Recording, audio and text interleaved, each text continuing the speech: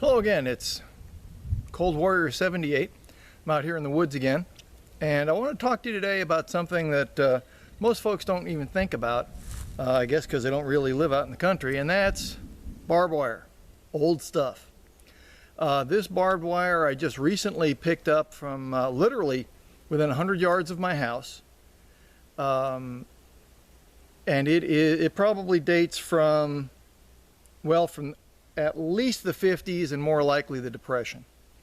Now, let me give you a little background on why that's kind of surprising. I bought the land in the mid 80s. I've been living on the land since the early to mid 90s. And about 15 years ago, my dog got into some old barbed wire that was hanging onto a tree and got all torn up. So once I took her to the vet and got her fixed, I went out and I pulled 30 pounds. That's 30 pounds of old rusty barbed wire off of the various trees in the neighborhood. And I thought I'd gotten it all. And then since then I've gone out and I found another piece here, another piece there, and my son and I have gone through the woods trying to make sure that we got it all. Well, this was, let's see, Friday, so 3 days ago. Probably 40 feet all total. It was a triple strand. It was on a hickory tree that had grown literally. It was visually in the middle of the tree sticking out. That's why I'm figuring this is like Depression era stuff. Here's my point. A lot of folks who don't spend a lot of time in the woods, or if you spend time in the woods that maybe have been in your family forever and ever, we forget hazards like this. Barbed wire has been around for so long now that no matter who owned the property before, there's probably some out there. Particularly if you're on old farmland or old ranch land, there's absolutely some barbed wire out there. Not necessarily a bad thing if you know where it is. And that's kind of the point I wanted to make. I had run the fence line, or what I assumed was a fence line, 2 or 3 times. I had picked up pieces of barbed wire, like I said, 30 pounds of it, multiple times. This was from a different fence, probably 15 or 20 feet off of the fence line that I'd been working. And I didn't see it for years. We run through there all the time. The only reason I found this is my dog was chasing a rabbit, ran right past it, and as I was following her, I stopped and said, oops, got to deal with this. Okay? So be aware that any forest land, any pasture land, any country land may well have barbed wire on it. And like I said, you need to know where that is so you can deal with it appropriately. Now, it may just be fine where it is, leave it alone.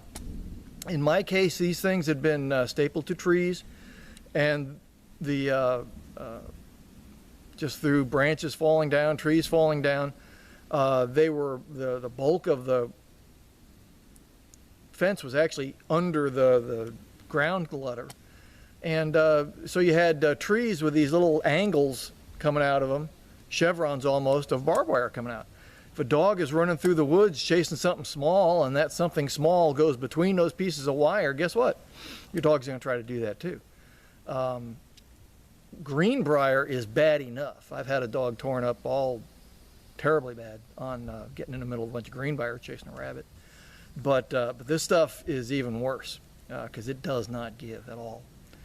So if you're thinking of buying a piece of property, which strongly recommend owning a piece of country property, or if you've already got some, maybe it's a hunting lease or some other piece of property that has been in the family, grandma's old place kind of thing.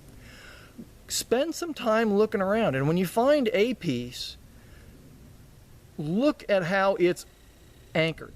In most cases nowadays, you're going to find old barbed wire anchored to old trees, big trees. In my neighborhood, that's typically hardwoods. The pines were not considered solid enough to anchor the fences to. So in my case, if I find the oak trees, the hickory trees, in some cases poplar trees, but most likely oak and hickory, I'll find the barbed wire. It tends to run in kind of straight lines, not arrow straight necessarily, depending on what the property owner was trying to do with it. But it's generally straight, generally has a corner. Again, another big tree, unless they went to the effort of putting out an actual set of posts and stuff like that, which they didn't really do back in the Depression.